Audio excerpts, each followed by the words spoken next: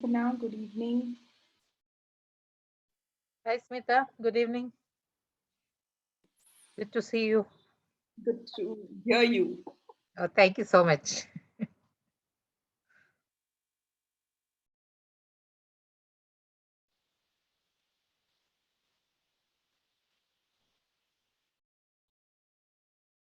think we'll give it a minute for people to start joining in. Smita, we are live now. Awesome. So should we get started? Madhura, you want to get started or can I take on? Yes, Smita. So, good evening, everyone. Welcome to this session on a very interesting topic of the transgenders law on PoSH and other related laws. Myself, Madhura from Indian Lawyers Association. Before we start, just a bit about what we do. So, we are the largest organization of Indian lawyers, present in about 75 cities so far. And we undertake various initiatives and activities that can create a platform for lawyers, Indian lawyers based in India, as well as wherever in the globe. We run several initiatives undertaken by different committees that we have. Tomorrow, sometime during the day, I'll be very happy to share a brief about us to all of you over email. So now I hand it over to Smita, the moderator for the day. Smita, over to you. Thank you, Madhura, and good evening, everybody. We have around 38 participants. That's a big number considering it is an evening on Thursday. That means this subject is really interesting. And trust me, this has been quite an intriguing subject for me too. So welcome on board. My name is Smita Kapoor. I am the CEO and co-founder at KelpHR. ILA and KelpHR have started this series of learning, basically giving back to the society on varied subjects under Prevention of Sexual Harassment Act 2013. And one very important law which got passed in 2019 is about Transgenders Act, right? So we thought this act must be impacting the Prevention of Sexual Harassment Act of 2013, and how does it impact us? So we have got some really eminent people on board who will be discussing about it, and I'll be picking their brains to see. And please be open, please ask questions because your questions will add value to this discussion today, right? So what I know about transgenders is something that I would want to start with. But before that, I would want to introduce you to the panel members. I have with me Vaishali Bhagwat. She's a practicing lawyer and a chivening scholar. Okay, this is something that I got to know when I spoke to Vaishali. Okay, this is something that very accomplished people do. They become scholars after researching a lot of work, is what I understand. Vaishali, I'll leave it to you because I don't think I'll do justice to your introduction. That is about Vaishali. We have a lovely Sumedha Giridharan. She is a senior associate with IC Universal Legal. She is based out of Chennai. She does a lot of things which I read in her resume, but I'll leave it to her to describe it. Another amazing lady that we have here on this panel is Amulya Narayan. She's a lawyer and a theater artist. I really don't know how she mixes the two things together, but it is amazing. When you speak to Amulya, you'll know more about it. Yeah. So moving on to what I understand about transgender, right? The definition is this, right? Denoting or relating to a person whose sense of personal identity and gender does not correspond with their birth sex.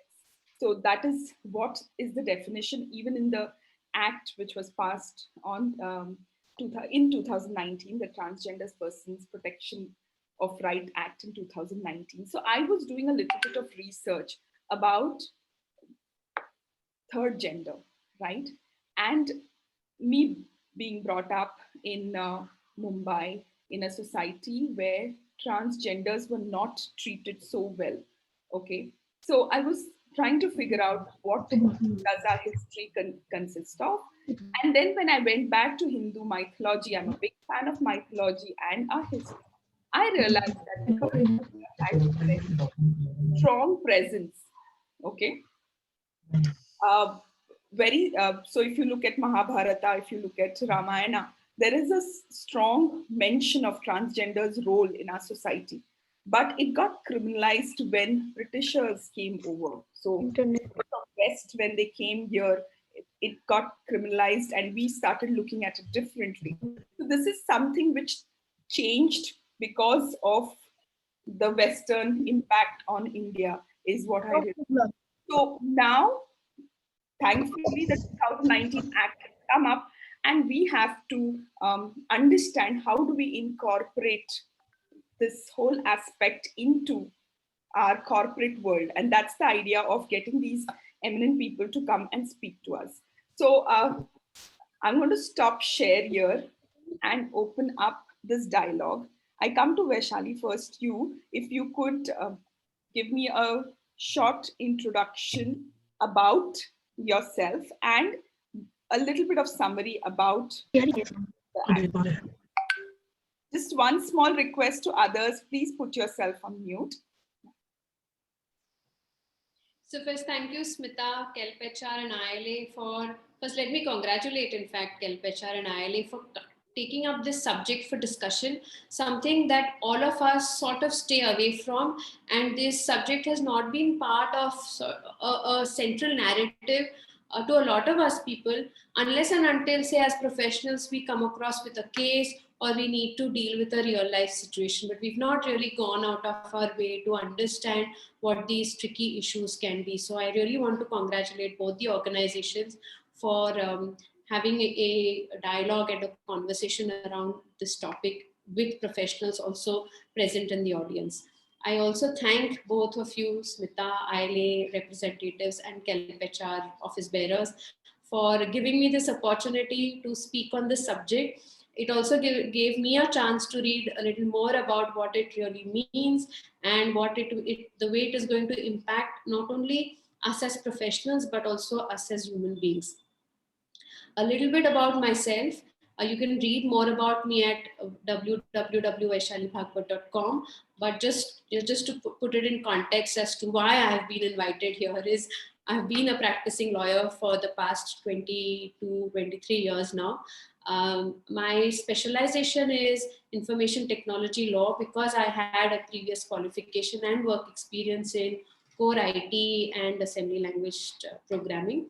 But I also, sometimes it naturally happens, being a woman or a lady lawyer, you tend to gravitate towards problems which are gender-based, violence which is gender-based, and I have got drawn to issues relating to women and children when it comes to violence that impacts them. And that is why perhaps this subject too is sort of close to my heart. I've been in civil litigation and non-litigation practice, as I said, for several years, and I run a 50-year-old law firm in Pune. Now, let's come directly to the subject, and as Smita has asked me to give the opening remarks so that we can put this entire subject in context, and I'm sure it'll open up in a way a can of worms, and I'm sure you'll have a lot of questions to ask all the panelists after this. So I wanted to make, say, 4 points to begin with as to how is this law relating to transgenders is shaping up. From where have we started and where we ought to go is how I would like to put it. And for that, I'm going to refer obviously to 2 judgments of the Supreme Court. One which was passed in the year 2014, that was the Nalsa judgment, which has been a very path-breaking judgment. You know, the way for PoSH, we keep referring to Vishaka judgment. We say that is where it started, and that is where the Supreme Court intervened and said women need to have special protection against different forms of violence, including sexual violence. That is what Nalsa judgment has done to transgenders, because transgenders' grievances were completely unaddressed, as if they did not exist as human beings on the face of earth. And that is where the Supreme Court intervened and said that transgenders need to have a right of self-declaration. It is their own right to make a choice as to what gender they are aligning themselves to. Does a transgender feel he is a man? Does she feel she's a woman? Or then does she feel, or he or she feels that they are a third gender, and that self-declaration or self-determination right was conferred or sort of upheld. I won't say conferred, but it was upheld. It's an intrinsic right available as a human right to be recognized by a gender that you identify with, and that was recognized by the Supreme Court in 2017. The second judgment most of us are aware of is relating to Section 377 and its constitutionality, which was given by the Supreme Court in 2018. That also spoke very widely about third genders and their inalienable right of being treated as a human being, and all their constitutional rights having been protected, irrespective of what their gender is. So these two judgments sort of set the tone of how laws relating to transgenders should be shaped. And one of the underlying fundamental narrative of both these judgments is self-declaration. I keep coming back to it because unfortunately, when the Transgender Protection Act got enacted in 2019, it sort of diluted what the Supreme Court judgments have said by saying that transgenders need to apply for a certificate of a gender before the magistrate. So somehow a sort of a self-determination, self-declaration right, which was available to them by a Supreme Court diktat, was somewhere, if I can say diluted, I won't say taken away, but diluted when the Transgenders Act was enacted in 2019. Again, just another point that I would like to make, because even all of us sort of struggle with what is the real definition of a transgender. And please permit me, because I'm going to read that section out, because that will actually, I don't want to miss out on any word, because every word in that definition is really important. I'm reading out from the Transgender Persons Protection of Rights Act 2019. I'm reading out from section 2, subsection I. I'm assuming most of the audience members they are going to be lawyers. So I'm going to be a little lawyer-like. So the subject goes down very well at the end of the discussion.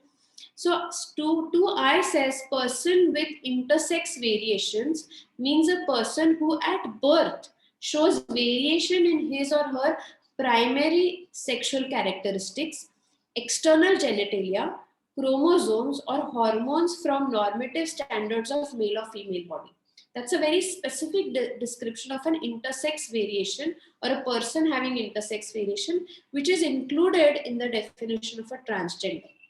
Transgender means a person whose gender does not match with the gender assigned to that person at birth, and includes trans man, trans woman, whether or not such person has undergone sex reassignment surgery or hormone therapy or laser therapy or any other therapy, person with intersex variations, gender queer, and person having socio-cultural identities such as Kinnar, Hijra, Arvani, and Jokta. Very well worded definitions. It does not leave anything to imagination. It's very scientifically worded definitions. And this law now gives right to such people or transgender people to, yes, self-determine, self-declare, but then validate that self-declaration of being a transgender by applying for a certificate before the magistrate. One more point which is very important to be noted in the legislation is it talks of prevention of all forms of discrimination against the transgenders, and provides for it defines a criminal offense of sexual harassment punishable with 2 years of imprisonment if any transgender is subjected to sexual harassment. So criminal offense is definitely defined under the Act. However, the way the PoSH Act does, there is no internal redressal mechanism described here. However, the Act also talks of appointment of a complaints officer for redressal of any grievance that is suffered by a transgender. And the last point would be, what does the Human Rights Act talk about, which was enacted in 1993, talks about whether transgenders will be protected under Human Rights Act and whether human rights commissions will have certain powers to look into it. But I think in the course of discussion, we can take that up. Thank you, Smita. Thank you, Vaishali. That was quite a comprehensive summary of the Act. Thank you very much for that, and quite an exhaustive definition, actually. Okay, so moving to Sumedha. Sumedha, your opening remarks on this Act. What do you think about it? Yeah. Hi, I'm just briefly going to introduce myself. I'm Sumedha from IC. I'm a senior associate at IC Universal Legal. Our primary area includes transaction law, and a major chunk of our work that we do also includes employment disputes and compliance with various labor laws. Having said that, I will just straight away dive into the topic. Transgender law, I think the 2019 Act is one of the most important legislations, I would say, considering the current scenario in our country. So while the transgender law lays down various provisions under which what all can be done, what needs to be in the compliance, and everything around how compliance can be ensured by every establishment and what the government. So the major important point that we need to notice is the fact that how the central government has powers to actually provide guidance, instructions, and mandate establishments to follow various things. So there is one major aspect that transgenders primarily face is the fact that they are most of the time discriminated from the general people, and their lack of soft skills, which actually causes them to not have any employment or how they can progress in life. So this act actually structures down what can be adopted, what is the way how the government functions, and in detail lays down how the way forward for a country like India. Having said that, I think, sorry, yes. Yes, go ahead. Yeah. So having said that, I think this is a step. This is the first step, and there's a way forward that the country is looking towards. Awesome. Thank you so much. And that lays the foundation of our discussion today, and we will be discussing more about it, Sumedha. So moving to Amulya. Amulya, I would want you to introduce yourself and give us a short summary of what is your take on the Act. Thank you, Smita. Hi, everyone. I'm Amulya. I'm a graduate of NUJS Kolkata. I graduated in 2011, and I practiced for about 6 years in the corporate field. And after that, I decided to change careers. I took up theatre, which I'd always been passionate about. And somehow through some theatre-based training programs, I found my way to KelpHR, where I now also work in the HR side of things. So it's very interesting for me to look at the Transgender Act now with with respect to employment and establishments, because first I was on the legal side, and now you can say that I'm kind of more on the HR side of things. So having looked at the letter of the law, having seen what it mandates, what it gets right, what it gets not so right, I also believe there is a lot to be done on the implementation side. And while the act does get many things right in terms of penalizing violence against transgender persons, and also in making the definition of transgender as comprehensive as possible, there are many objections that have been also raised by some members of the transgender community to what in respect of the things that can be better defined or better laid out. And as Vaishali ma'am already pointed out, the certificate of identity which is granted by an authority is perhaps not a step in the right direction, because as the NALSA judgment said, they should have the right to self-determination, and they should not wait for their identity to be affirmed by a certificate that is granted by the state. So having said that, and as Sumedha also mentioned, I think this is a step in the right direction, and we have to make sure that that a lot of the other interest groups and stakeholders, such as employers and various kinds of establishments and organizations should come together and uphold this as well. There is a lot to be done in terms of the society also, accepting transgender persons in a comprehensive way, and hopefully this law will show us the way. Thank you, Amulya. Now that we have an input from you about what works well, what doesn't work well. So my next question, I'm posing it to you, and Vaishali and Sumedha can chip in. What, because we work in the space of prevention of sexual harassment, okay, my question is that what are those laws, all right, which get impacted because of this 2019 Act, okay, for transgenders? Are there any corporate policies which needs to be relooked at? Okay, and what is your take on that? Do you want me to go first or?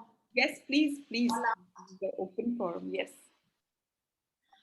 All right. So I don't think there is any direct impact of the transgender legislation on any other legislation, because it just enhances the sections or the penal provisions which are already existing. In fact, we all know that the existing penal provisions are, because they're gender specific and not gender neutral, the only legislation which is gender neutral when it comes to sexual violence is the Protection of Children from Sexual Offences Act, that is the POSH. And so that is a very wholesome legislation which looks at all forms of violence and sexual harassment when it involves children, which means that transgender child, any person below the age of 18, if he, she, or they are sexually harassed, so irrespective of their gender, they will get covered under POXO. So we did not require a transgender specific legislation when it came to people below the age of 18. So I think that puts a lot of things in context. Now we need to deal with others who are above 18. I would like to refer to another a case which was before the Delhi High Court, and the Delhi High Court said that 354A or 350, whatever is the section for sexual harassment, 354A will also now can be applied to sexual harassment of transgenders. In fact, there was a petition before the Delhi High Court pending because the Delhi police had expressed their inability to take cognizance of the case. And before the High Court, the Delhi police on their own suo motu said that we are registering the case below that particular section, and that is why the petition got dismissed. So we can see that the mindsets are changing, mindsets of legislators are changing, the mindsets of implementing authorities or the police machinery is changing, where the approach is now more inclusive. So again, just coming back to your question, a direct impact is not there. In fact, it reads into and it enlarges the scope of existing legislations, because now we have a very specific act, and before that Supreme Court very specifically describing what the third gender is, where there was so much confusion around third genders, including fluidity of genders. To answer the second part of your question relating to policies and what are establishments doing or should be doing, let me try and answer this in two ways. Let's say, let's assume this act does not exist. But I think as any organization promoting inclusivity and diversity, proactive steps should be taken by all organizations to recognize humans as human beings and not put a gender label on it. Organizations also need to look at human beings and not bucket them in terms of sexual preference. Who are you? In fact, who do you want to have sex with should not define you as a person. And that is a very broad way in which I think organizations need to look at. Now, the moment you have a top management buy-in to an environment which is all inclusive, it percolates down. We all have worked in corporate environment, so we know that unless and until the top person doesn't believe in this, it's not going to percolate down. So it's very, very important that the top management is sensitized about this. Then it comes to awareness and discussion and having dialogues around this subject. And we all know, we all behave properly when there is a law or there is a policy. So having a discussion is something else, but having a diktat is something else. So organizational policies need to address this head on, describe it properly, and as I said, irrespective of whether the law existed or not. Now coming back to, now there is a law which actually says establishments shall not discriminate against transgenders, and if they do discriminate, there is a liability because there is a violation of law. So now there is something that is now mandated. And how will a corporate body ensure compliance? By having a process in place and by having a policy in place. So I think a short answer. Now, how the policy, all of that may be at some later point after Amulya and Sumedha. Sure. So Amulya, Sumedha, what's your take on this? Yeah, thank you, Vaishali ma'am. From my time working with KelpHR and so, reading a little bit about the Transgender Act. So off the top of the bat, it would be important for companies to revise and update their hiring policies, I believe. Because if you look around you, if you look at the places that you work at, you rarely see any out trans person. You would not have noticed. I mean, you mostly would know your colleagues as men or women, and this is because one thing is, of course, they are discriminated against since their childhood, so they do not even receive skilling and training and proper education. But also because of the criminal nature of the law associated with them, many organizations do not employ transgender people. But hopefully, because of the act, now there will be positive discrimination, towards transgender people in terms of maybe creating some kind of,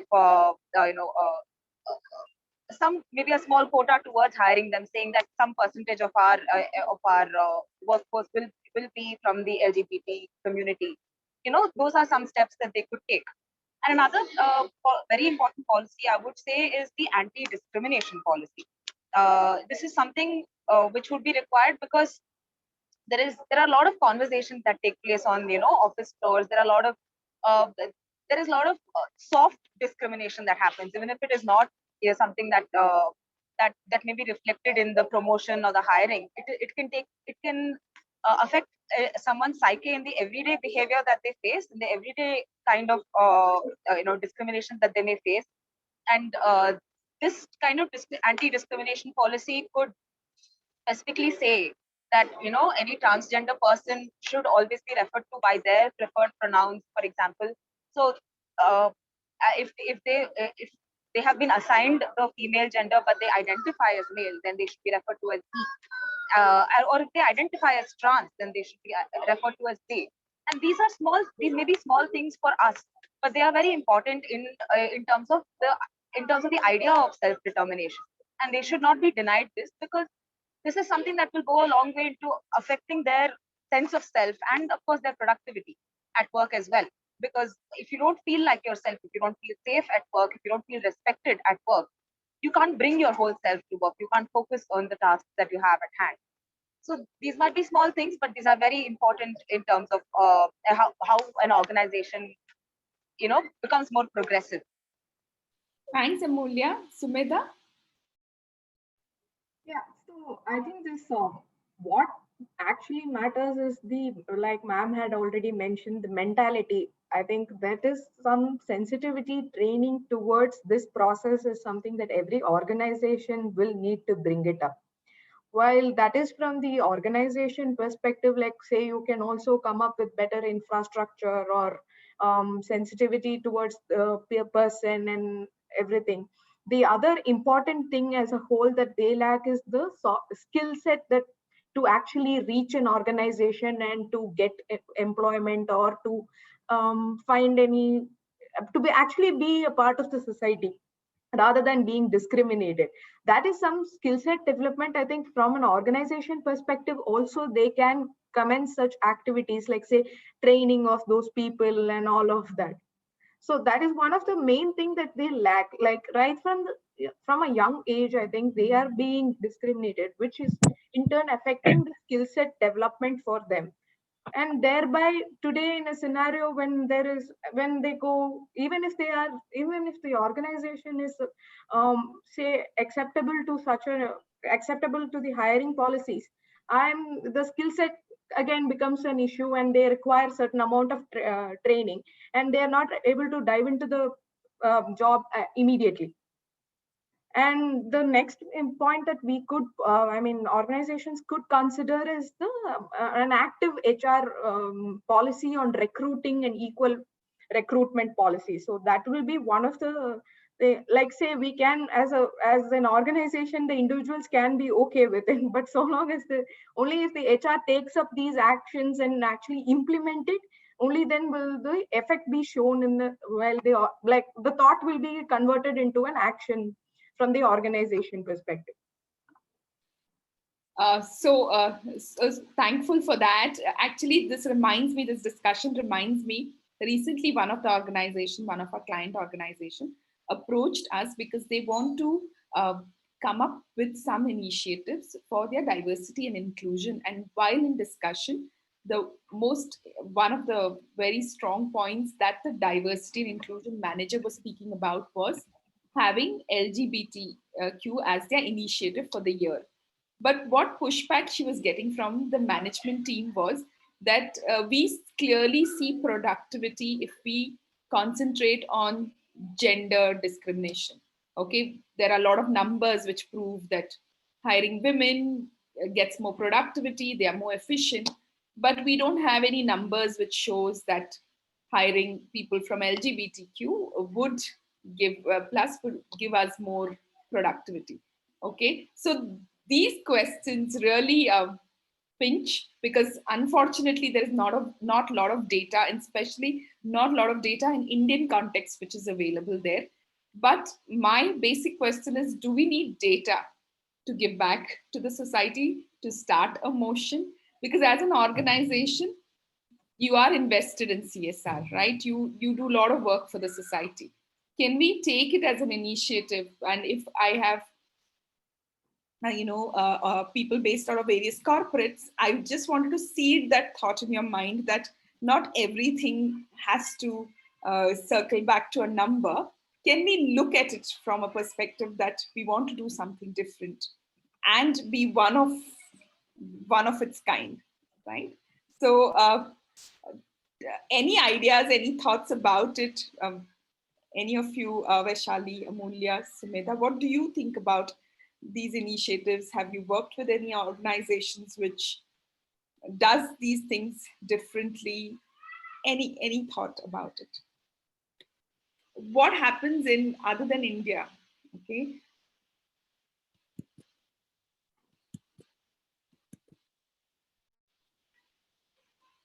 So whatever limited experience that I have in dealing with this subject, what I have seen is people are still struggling to get their hands around how do you really address diversity in an equal manner. I mean, even diversity otherwise becomes, polarized, because then there's so many special efforts put into getting this diversity and inclusion in mainstream that also can become a little lopsided. So I think to have that balance, to achieve the balance between, I think Amulya very rightly said about having positive discrimination to include them in mainstream workforce. Sumedha also made a very important point of, do they really have the skills? Even if you hire them, do you really have the skills to absorb them in mainstream workforce? So this has to be a very graded approach, right? From who do you want to hire, in what level do you want to hire, or what are the functions, and where do you look at for these hirings? Do you want to tie up with NGOs who work specially for transgenders? That is also something that organizations need to and not just wait and say, oh, we wait for the third gender to apply through a normal recruitment cycle and then we will look at, or do they want to take proactive measures for hiring, is something that organizations can ask themselves. The size of the organization will also matter. The function of the organization will also matter. Perhaps organizations who are into, say, consumer goods or are public facing, maybe it's easier for them because giving them soft skills could be an easier way of dealing with the situation upfront, rather than waiting for them to become completely skilled, because we cannot overlook this circumstance or situation that they have been denied basic educational facilities also. So waiting for qualified transgenders to apply for a position which requires high skill levels and high educational qualifications is just procrastinating so that you don't have to hire, because you're not going to get transgenders at that level. So I think this will have to be a boardroom discussion. This will have to be case to case basis as to what sort of an organization that I'm working in, what kind of people I need to hire at what level, where do I go and look for them proactively and not wait for them to apply. And then do I have my documentation and policies in place so that even after I hire them, they feel safe in a workplace environment. When we talk about women issues, we always talk about safe circles, that she should be able to speak about her grievances in a safe circle without being judged or without being labeled, or there should not be any victim blaming. I think when organizations are devising policies, it's also important to establish that safe circle in the organization, which could be where they could rope in counselors who have worked in a certain space, so that the approach is not just paper based. No, you can't just say, oh, this so and so has given us a lovely policy, we loved it, that's it. It's well bound and kept somewhere, or it's on some internal portal, and then nobody goes and looks at it, because then the compliance will be there, but the spirit of compliance is not there. So beautifully said. The compliance is there, but the spirit of compliance is not there. So taking that, Vaishali, taking that further, there is one question that is there on the chat box, which is asking, is there any law, anything that is mandatory for organizations to do because of this law? So can we list that down for the audiences that corporates should be doing? Okay, so if you go and this act is not very big, so I think all of you can just maybe later on download. It's 6 pages, so not really a lot of homework for all of you to do.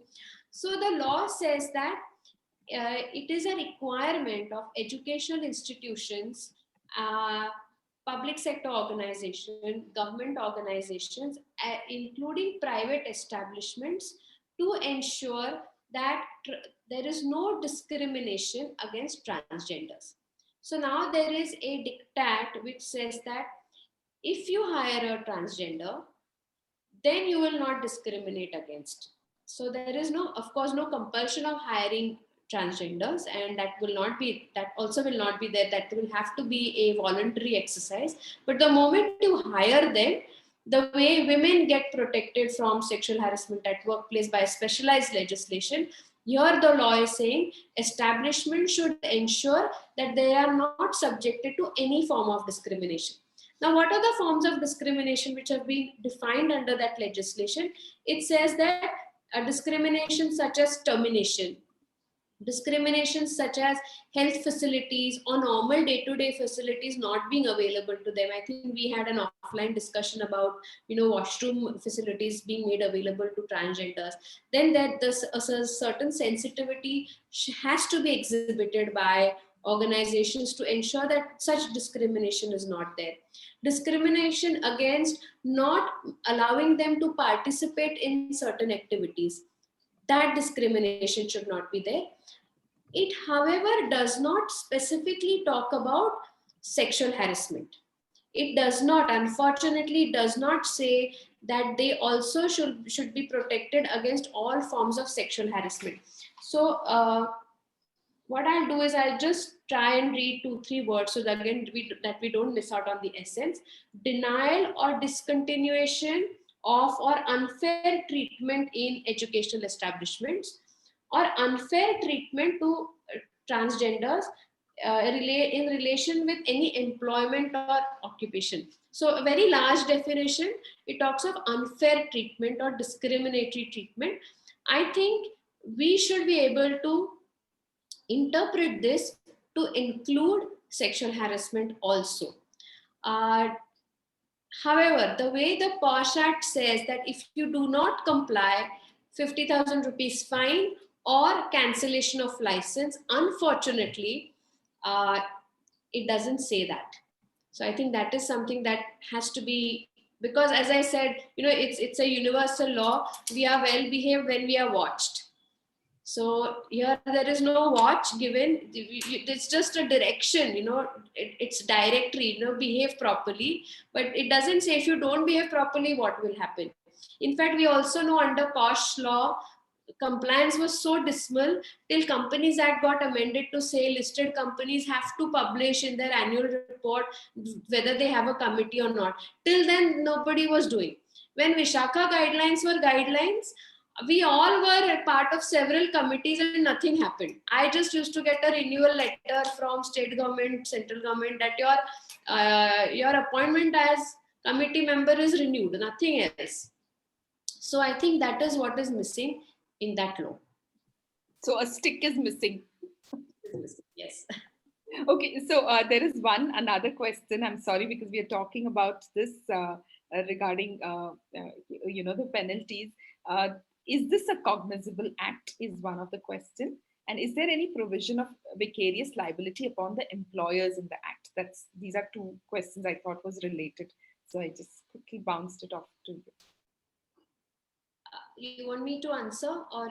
Yes, please. Anybody is. Okay.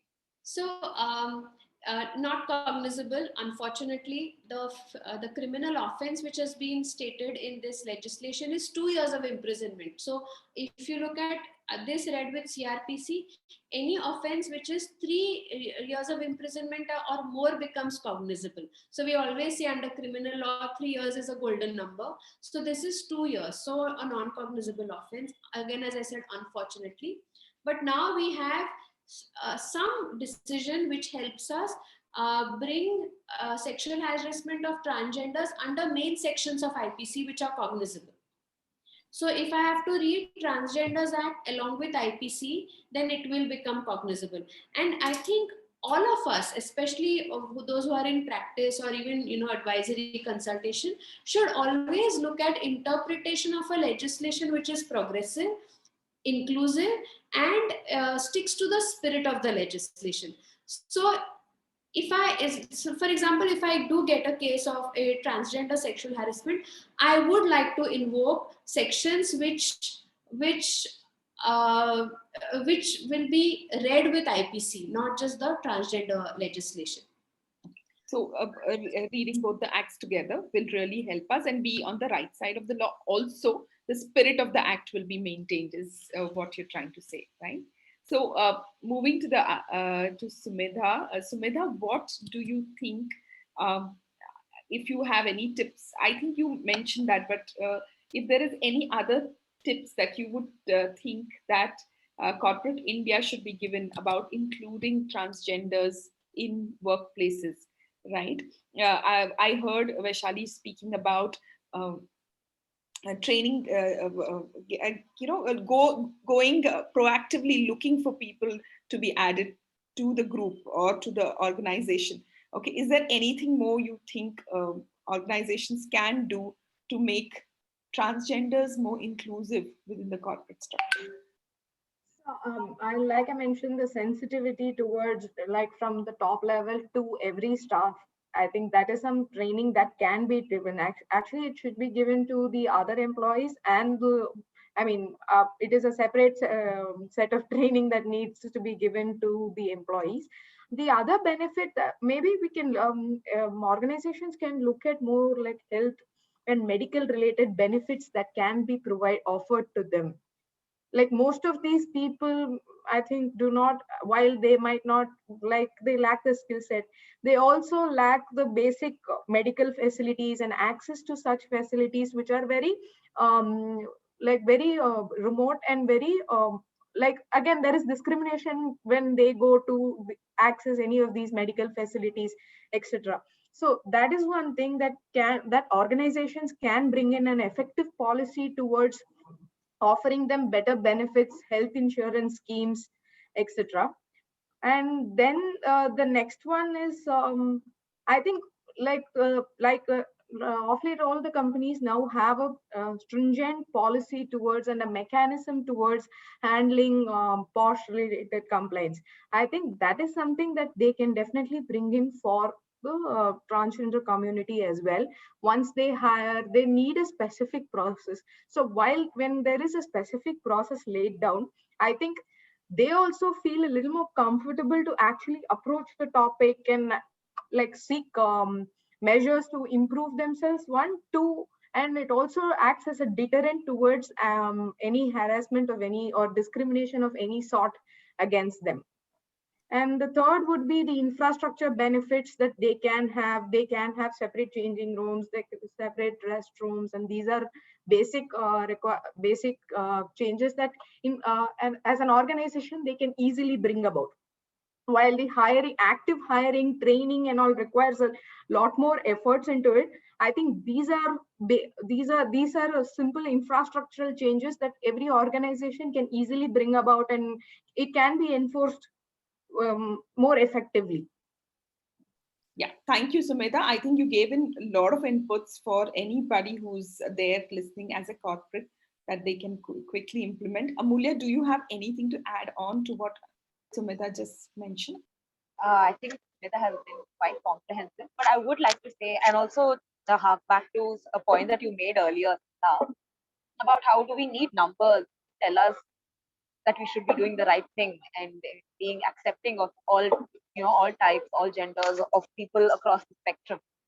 So a thought just came to me then that, we live in a capitalist world, and after all, the final responsibility of a company, of a corporation, is towards its shareholder. And it's only, at the end of the day, it only has to show the balance sheet, the profits and all that. But having said that, every organization, you can also say, has its own values. And within an organization, there is a culture. And this is something that you can you can identify from the top down, or maybe even on the office floor, the way that people talk to each other, the way that people give space, respect each other, and all of that. So when you think about that, there are many companies that have shown a certain kind of shown an affinity for certain kind of values. So if you see, when the judgment repealing Section 377 came out, there were several companies that celebrated this, that said, love is love. This is the kind of pride that we want. And like, if you remember, Uber had changed its user interface to change the route maps to the rainbow flag. And small things like this. There was a Vicks ad that brought in a trans woman, Gauri Sawant, who has raised a child on her own. So at the end of the day, these are values that an organization can finally choose to espouse and enforce, and it will trickle down, or it will also be reflected in the way that employees are treated and celebrated. There was one company, I think ThoughtWorks. I was reading a report where the trans employees are not just accepted; they are celebrated.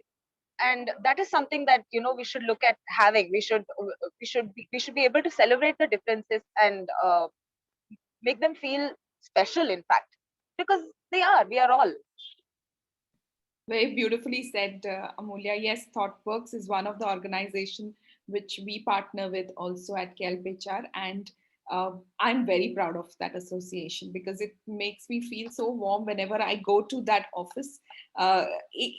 So I have heard employees saying that I feel safe within the organization. Rather, being on the road, I get discriminated, I get bullied, but within the organization, I feel safe. So people want to join such organization, right?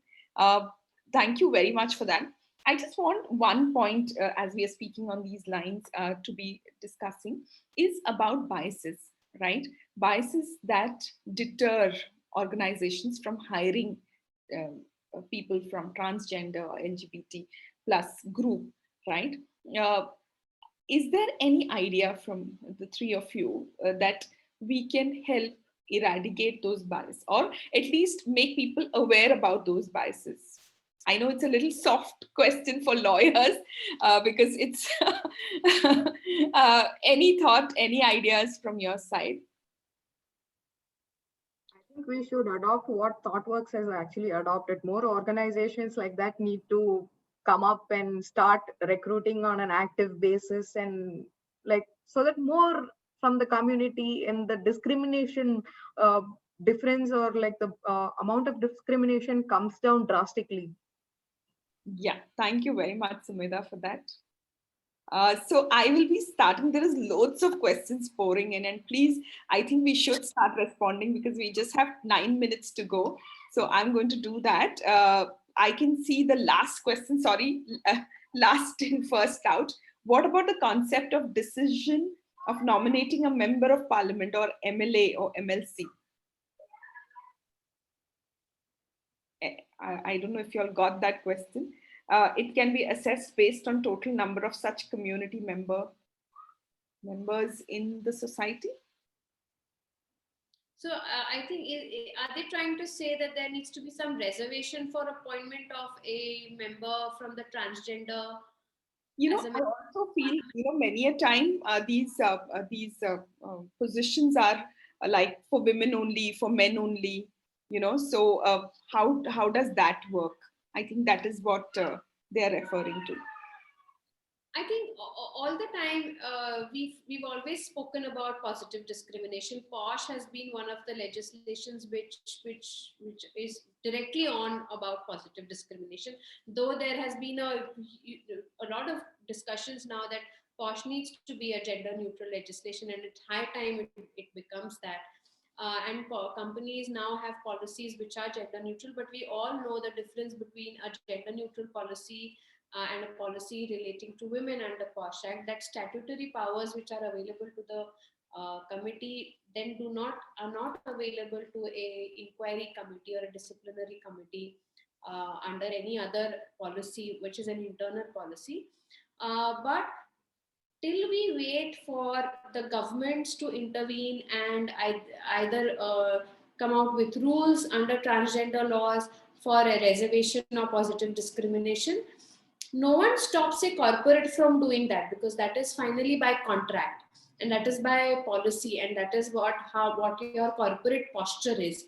So you can go all out and do that and have, say, 10% seats are reserved for transgender, and that is why I think in my earlier point that I was trying to make, we also need to know where you want to hire them. Because if you want to hire them as, say, design engineers or systems analysts, you may not get them. So it's a very good feeling that you have a policy that, oh yes, I will hire design engineers, knowing that you are not going to get them. So you have a policy and you don't have to follow it also. So it's like that shouldn't happen. Right. And that is how I think corporates need to look at it till we don't get a positive discrimination legislation around it. Sure. So perfect. We should not look around for any discrimination, but look at positive discrimination. Celebrate it, as Amulya used the right word. Okay. And about nominating as MLA or MLC, I think there was one case study where trans person identified herself as a trans woman and filed a women's only seat. But there was a point saying that going forward, then she cannot move from one gender to other gender. Correct me, I'm not a lawyer, but I read about that particular case. Yeah, these are going to be tricky issues. These are going, and not just from transgender, say transgender male to a transgender female. These issues will also come up with gender fluidity. And I think we need to deal with them as and when it comes, because if you are claiming a seat under a particular reserved category and then you change your identity which is not under that reserved category, these questions will come up. And I think what will have to be considered at that time is, what was your intent at that time? Was your intent to procure a seat and then go for a sex change operation? So I think that those will be issues that will have to be dealt with at that point of time. All right, thank you. There's one question from Bhargavi, which says that what about women employees who are okay with transgenders at workplace, but are not comfortable sharing intimate spaces like washrooms with them? So I think I can answer that question because it's a very HR question. I think very important is to start creating awareness. Okay, have discussions on coffee table about these, right? So earlier our days, I remember even talking about sex was considered as a taboo. How did it go away? Because we started discussing about it. It was a family conversation. So get that.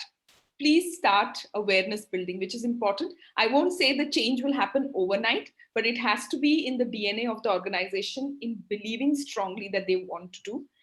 One more thing that can be done is build another washroom for transgenders. I think that is completely. That is an easy step, like I had mentioned earlier. That is an easier, better enforceable and easy enforceable solution to the. At least it is a start. Like we cannot expect what we want to achieve on day one. So I think that is an easier mechanism where we can build separate infrastructure for them, which will make them also much comfortable and the other members also much comfortable with this whole proposal. And more importantly, it shouldn't be shot down because of this reason where there is an easier solution to it. The greater goal is to develop a harmonious situation where everybody works hand in hand and there is no discrimination of any sort. Absolutely, beautifully said, Sumita. And you know what? Recently, I visited one organization where men, women, everybody use same washrooms. I was shocked. But I looked at it, sometimes I feel when there is a change, take a step back and think that what are the pros and cons. You don't have to immediately react to it, right? So I'm still thinking about the pros and cons. I'm thinking, will a person be? I was a little taken aback because there was a man in the same washroom where I was using it. And then I saw it was common for men and women. But I said, what the heck, right? Let's be open for change. So I think that mentality is important. And mindset, as I think Vaishali started a conversation about. Yeah. Another important question is, one important aspect is identification as physical, biological, and orientation, which is mostly physiological and psychological as tendency that creates differences. I think it's a statement. Thank you, Bhargav, for that. Can IC accept a sexual harassment complaint from a transgender? My favorite subject, yes. I think they should technically. I think Vaishali also said that yes, we should. Changes in all recruitment application forms are required very much. The other day I was reviewing a survey form where somebody had designed a survey form, and when I dropped down on the sex or gender status, it says male, female. So I had to go back and tell them that there's something really missing. You need to do something about it. Okay. And it should be also when somebody do not want to declare, you should give that option also. It's not only about third gender. It's also about giving an option that I do not want to declare my gender. Okay. So what about compliant officer? Is it mandatory? Amulya is trying to answer that question. No, I think I was just trying to say, I think they mean complaint officer as per the act.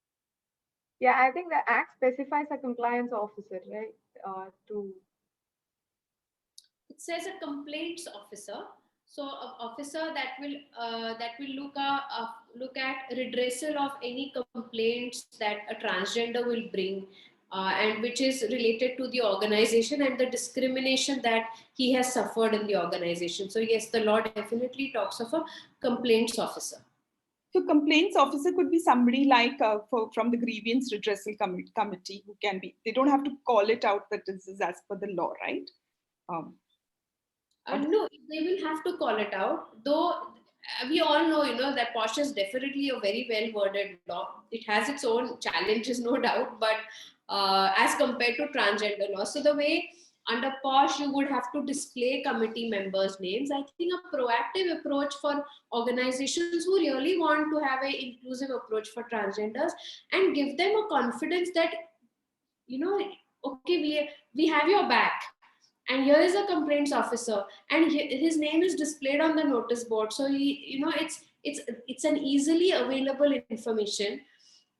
You're going to make them comfortable. You're going to make them confident that yes, I can move about freely over here, and if I have a problem, this is the person that I need to go to. Okay. So of course, that person could be part of the IC committee, but I think he or she needs to be, or they need to be called out. Oh, lovely. That's a great input for a corporate India. There's one question saying, is Vishakha guideline followed by Supreme Court? I don't know. So the Supreme Court, in the case of Vishakha, who was an NGO, said that there needs to be an internal redressal committee to deal with cases of sexual harassment against women in any establishment or any company.